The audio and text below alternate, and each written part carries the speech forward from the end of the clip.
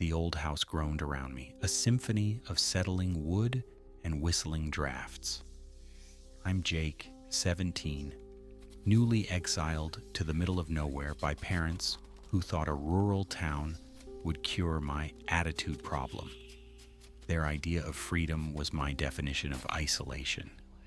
No friends, no internet that actually worked, just endless fields and the suffocating quiet.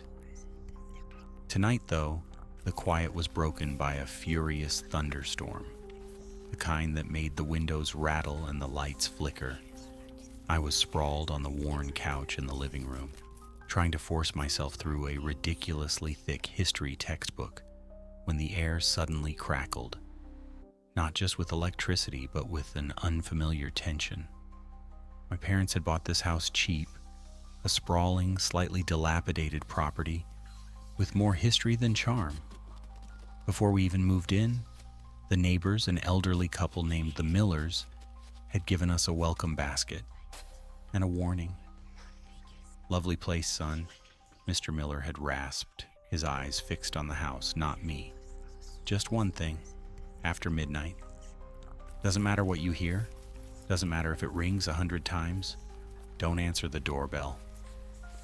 Mrs. Miller, a kind-faced woman, had nodded, her smile fading into a grim line. "Never. No good comes from it." I'd laughed it off, a silly local superstition. Now, with the storm raging, the memory felt ominously prescient. It was precisely 12:03 a.m. when the first chime echoed through the house. Ding dong. My heart leaped into my throat. I froze, every nerve ending screaming. The sound was distinct, clear, cutting through the drumming rain against the windows. Not a chime from a faulty circuit, but the deep, resonant ring of the old brass doorbell by the front door. My parents were asleep upstairs, oblivious. I was alone with the warning. I tried to rationalize it. A branch hitting the wiring, a short circuit from the storm, but the chime had been too deliberate, too perfect. And then it rang again. Ding dong. More insistent this time. A wave of pure, unadulterated dread washed over me. The air in the house grew heavy, thick with an unseen presence. A faint, almost imperceptible scent drifted through the living room, something cold and earthy like wet soil mixed with a hint of something sweet like stagnant water. My breath hitched in my throat, hot and dry. My gaze snapped to the front door, the heavy oak slab that seemed to absorb the meager light from the storm outside. I squeezed my eyes shut for a moment, trying to dismiss it as a prank, a figment of an overactive imagination, a byproduct of the late hour and the isolation. But when I opened them, the silence in the house between the rings was no longer just silence. It was a suffocating, heavy blanket pressing down on me, amplifying the frantic thrum of my own pulse. The doorbell rang a third time, long and drawn out, the chime vibrating through the very floorboards, through my bones. My past, a series of teenage rebellions and a casual dismissal of adult advice, suddenly felt exposed, raw. I had always believed I knew best. Now something was challenging that belief, directly, terrifyingly. Despite the warnings, despite the fear, a morbid curiosity began to gnaw at me. Who would be out in this storm? Why were they ringing our doorbell after midnight? My feet, seemingly of their own accord, began to move slowly towards the front door. Every step was agonizing, each creak of the floorboards a protest against my foolish bravery. The porch light, usually a comforting glow, was out, plunged into darkness by the storm, leaving the front of the house in impenetrable shadow. I reached the door, my hand trembling as it hovered over the peephole. I knew, with a horrifying certainty that chilled me to my very bones, that if I looked, if I acknowledged whatever was on the other side, my nightmare would truly begin. But the urge was overwhelming. I pressed my eye to the cold glass of the peephole. All I saw was the swirling rain and the impenetrable darkness. No one was there. My breath hitched in relief, then caught again, as my gaze drifted to the very edge of the porch, just beyond the reach of the faint, distant streetlights. And there, standing perfectly still, silhouetted against the stormy night, was a figure, a woman, dressed in white, soaked to the bone, her hair plastered to her face. She was staring directly at the house, staring directly at me, and I knew, with a certainty that threatened to shatter my sanity, that she hadn't just appeared. She had been there the whole time. My eye remained glued to the peephole, fixed on the spectral woman at the edge of the street. Her white dress, plastered to her gaunt frame by the torrential rain, seemed to glow faintly against the oppressive darkness. Her hair, long and black, clung to her face, obscuring her features. Yet I felt her gaze, cold and ancient, pierce right through the thick oak door, through the peephole, right into my very soul. The metallic tang of ozone and the damp, earthy scent intensified, filling the enclosed space of the hallway, making my stomach churn. The chilling words of the Millers echoed in my mind, no longer a quaint superstition, but a terrifying reality. I recoiled from the door, stumbling backward, my heart hammering like a trapped bird. Every instinct screamed at me to run, to wake my parents, to flee the house. But a chilling paralysis, born of absolute terror and a profound, morbid curiosity, held me captive. What was she? Why was she there? My fear wasn't just for my physical safety, but for the erosion of my logical, ordered world, for the fragile peace we had hoped to find in this quiet town. My past, a messy tapestry of teenage rebellions and a casual dismissal of adult advice, felt like it was unraveling. I had always prided myself on being street smart, on seeing through adult BS. But this was beyond anything I'd ever encountered. I remembered the strange, fragmented news reports. I'd vaguely heard about this stretch of rural road, whispers of missing persons, of inexplicable accidents. I'd always dismissed it as small-town gossip, overactive imaginations. Now, the memories felt ominously prophetic, hinting at a darker history to this seemingly peaceful community. My fear wasn't just for my current predicament, but for the insidious realization that I'd walked into something I should have known to avoid. Subtle oddities began to punctuate the days that followed. The antique grandfather clock in the living room, a family heirloom, began to chime erratically, sometimes striking 13, sometimes stopping dead at 12:03 a.m., the precise moment the doorbell had first rung. Our Wi-Fi, usually spotty, became utterly dead after midnight, refusing to connect. Its signal light a cold, unblinking red. My own reflection in the hallway mirror seemed unnervingly pale, the shadows beneath my eyes deepening, and sometimes, for a fleeting moment, I swore I could see a faint, white blur behind my image. Gone the instant I focused. The most unnerving foreshadowing came from the town itself. The Millers, usually friendly, now avoided eye contact, their smiles tight and strained when I passed them on the street. Mrs. Miller once pointedly offered my mom a brochure for a sleep clinic in the next town over, her eyes flickering nervously towards our house. Mr. Miller would sometimes be seen staring out at the road after dusk, his shoulders hunched, a profound sorrow etched on his face.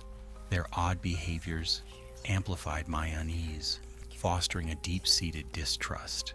They knew something. They were part of this, willingly or unwillingly. The storm seemed to linger, a persistent presence. The air was perpetually damp, thick with that earthy, stagnant water scent, which became stronger near the front door. The house itself seemed to hum at night, a low, barely audible vibration that resonated through the floorboards, through my bed, a cold current flowing through the old pipes. It was subtle, yet constant, chipping away at my sleep, at my sanity. And then the phone calls started, from unknown numbers, always after midnight.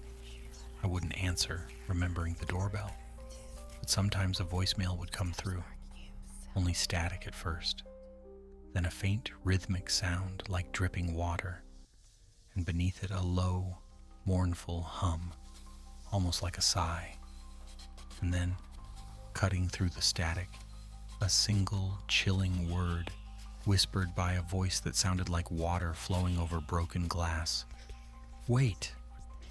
My blood ran cold. The woman in white wasn't gone. She was waiting, and she knew how to get my attention.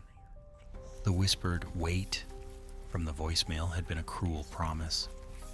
Every night, the tension in the house escalated, the hum becoming more pronounced, the scent of damp earth and stagnant water heavier.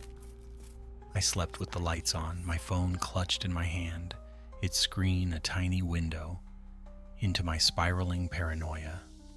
My parents, oblivious in their deeper sleep, remained untouched by the creeping dread that consumed me. The storm, too, lingered, a perpetual backdrop to my torment, mirroring the tempest in my mind. It was exactly 12:03 a.m. again. The grandfather clock in the living room, instead of chiming, let out a single mournful thump, then stopped. Simultaneously, the house plunged into darkness as the power died. The only light was the distant flicker of lightning outside, briefly illuminating the stark terror on my face. And then, cutting through the sudden, suffocating silence, the doorbell rang. Ding-dong, long, insistent. My breath hitched. My body was rigid, paralyzed by a mixture of terror and an intense, perverse fascination. I knew she was out there. I could feel her presence, a cold, ancient weight, pressing against the front door. The scent of stagnant water became overwhelming, filling my lungs with its chilling dampness. The whispers began, not from a voicemail, not from my phone, but from everywhere in the house. A low, overlapping chorus of dry, brittle voices like rustling leaves on a grave, all repeating a single chilling phrase. "Let her in. Let her in." I stumbled backward, away from the front door, my legs feeling like lead. The living room seemed to stretch and distort in the flickering lightning, the furniture blurring, the walls appearing to breathe. My perception of reality warped, threatening to snap. Was this a curse? Madness? A ghost?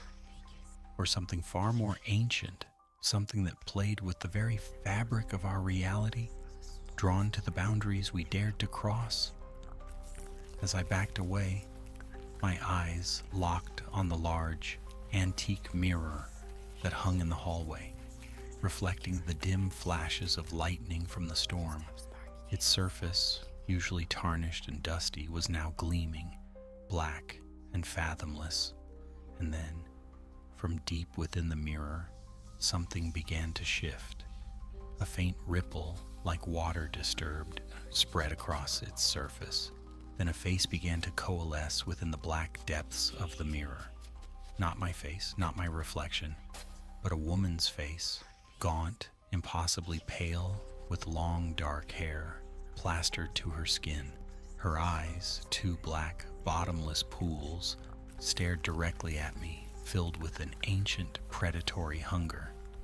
It was the woman in white from the edge of the street. She wasn't outside the house anymore. She was inside the mirror. My blood ran cold. This wasn't a reflection. It was her, trapped, waiting. And the rapping at the door wasn't from outside. It was from inside the house, from inside the mirror.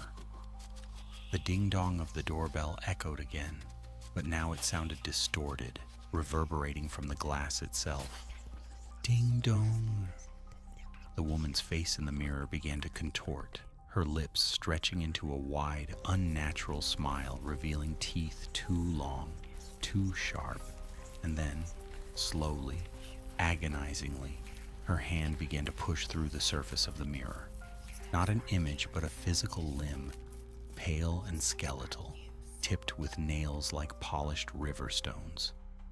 It emerged from the glass, dripping with what looked like black, viscous water, and reached out towards me. A horrifying realization dawned on me, colder than the Arctic blast that suddenly swept through the hallway. The warning wasn't just about answering the doorbell, it was about acknowledging the presence. The missing guests weren't just gone, they were trapped within the mirror just as she was. And she wasn't knocking to get in, she was knocking to get out, to get through. And then, as a final, soul-shattering shriek tore through the air, emanating directly from the mirror, the doorbell rang one last time, a deafening metallic clang. The spectral hand in the mirror lunged, its fingers closing around my wrist. A jolt of unimaginable cold shot through me, burning, searing, as if my very soul was being pulled. The room spun, the darkness swelled, and the last thing I saw before oblivion claimed me was my own terrified reflection in the mirror, contorting, stretching, merging with the gaunt, white-clad woman, her black eyes filled with a terrifying, triumphant glee. My nightmare was far from over. It had just begun its true claim. The darkness that consumed me was absolute, a void more profound than any sleep. There was no pain, no sound, just an endless, terrifying emptiness. My mind, however, was still screaming, replaying the grotesque, merging with the woman in white, the icy grip on my wrist, and the chilling realization that my reflection had become a vessel for something unspeakable. When consciousness finally flickered back, it was not with relief, but with a new, insidious terror. I lay on the cold, hard floor of the hallway. The storm had passed, leaving behind a profound, almost unnatural silence. The faint glow of dawn filtered through the living room windows, painting the walls with weak, jaundiced light. The old grandfather clock was silent, its hands frozen at 12:03 a.m. The front door was closed, latched, seemingly undisturbed. The antique mirror in the hallway was just that, an old, dusty mirror, its surface tarnished with age spots, reflecting nothing but the mundane, quiet hallway. No shimmering water, no skeletal hand, no terrifying face. It seemed perfectly intact, pristine. But I knew what had truly happened. There was no peaceful resolution, only a terrifying, unsettling quiet that hummed with a hidden malevolence. My body ached, a deep, bone-weary exhaustion settling into my limbs. I slowly pushed myself up, my legs wobbly beneath me, and stumbled into the bathroom. My reflection stared back, pale, eyes wide and bloodshot, but undeniably my own.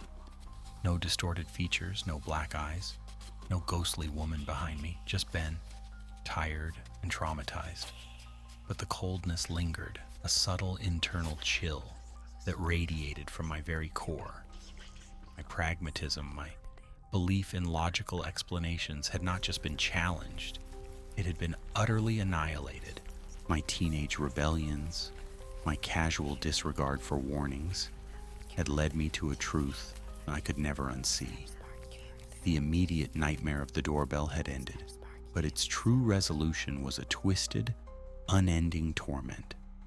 I tried to convince myself it was a nightmare, a hallucination brought on by exhaustion and the storm.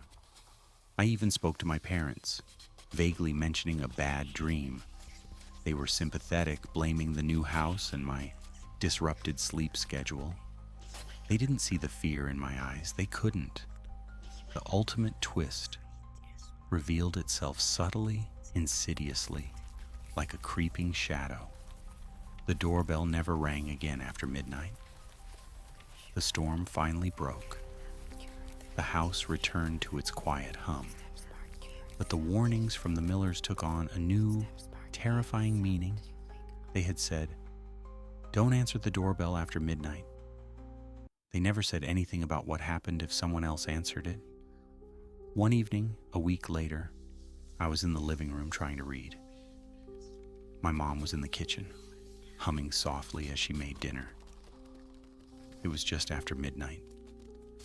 The power had flickered moments before, plunging the house into darkness. I felt the familiar tension, the cold dread, and then from the kitchen I heard it. A faint ding-dong, the doorbell. My blood ran cold. No, I thought, no, I hadn't heard it. My mom must have just opened the back door. But then I heard my mother's voice, confused. "Oh, hello? Who's there?" Her footsteps moved towards the front of the house. I scrambled to my feet, yelling, "Mom, no! Don't answer it." But it was too late. I heard the faint click of the lock, the creak of the front door opening.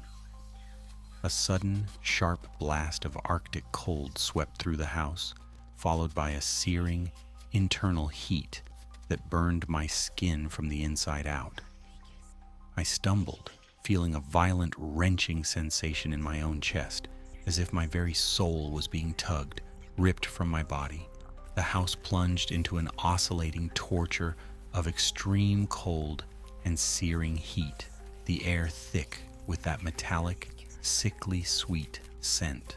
My reflections in the polished furniture blurred, distorted, showing not my face, but the terrifying shifts of something else looking back. I was no longer just Ben, the teenager. I was a helpless witness, irrevocably linked to the horror that had just claimed my mother. The paranoia that had always simmered beneath the surface of my life flared into a full-blown inferno. Every flicker of light, every drop in temperature, every whisper of static from the old radio was a reminder of the entity that resided within our house, that had claimed my mother and was slowly, inexorably claiming us. Our world, once a stable blueprint, was now a fractured, terrifying landscape of dread. I had survived the doorbell, but the doorbell, it seemed, had never truly ended for me. It had simply found a new, living victim. And I was next. The cold is constant now, an internal chill that permeates my very being, occasionally pierced by a searing heat. I move through the house, performing the motions of life, but I'm no longer truly here. My experience taught me a horrifying truth. Some warnings are for others, and some doors, once opened, invite the darkness in. My fear for my mother, for my father, for myself, is a living, breathing thing, a constant companion that gnaws at my insides. The trauma of helplessness, of witnessing the subtle shift in my mother's eyes, the faint, chilling smile that now sometimes graces her lips, has become the bedrock of my existence. We didn't understand the warning. We didn't banish the entity. We simply became its next victims. My survival feels less like a triumph and more like a permanent state of being watched, a silent participant in a horrifying, insidious takeover. My father remains in blissful, terrifying ignorance, attributing my mother's occasional quietness to tiredness, to the lingering effects of the storm. He doesn't see the deep, empty blackness in her eyes when her gaze drifts to the front door. He doesn't feel the cold spots that radiate from her, and I can't tell him. How do you tell your father that his wife is no longer truly herself? How do you explain that the woman in white isn't just outside, but inhabiting the very people you love? I often find myself standing by the front door, late at night, listening. Not for the doorbell now, but for the silence, because sometimes when the house is still, and the silence is at its most profound, I hear it. A faint, almost imperceptible ding-dong, echoing not from the outside but from within the walls. It's her, still here, still waiting. And sometimes when the house is dark and the chilling cold sets in, I hear other voices, many voices, low guttural murmurs that speak of an ancient, consuming hunger. They are the voices of those who answered, those who let her in. And now they reside within our home, waiting for the next ring. And as I stand there, listening to the endless silence, to the internal ding-dong, to the hungry whispers beneath, I sometimes find myself whispering back, my own voice raspy with an unnatural dryness, tinged with the scent of damp earth and stagnant water. "Don't worry," I murmur to the empty hallway. "I'm here. I'm waiting. Always." Because the doorbell never stops ringing. It's simply waiting for the next answer, waiting for you.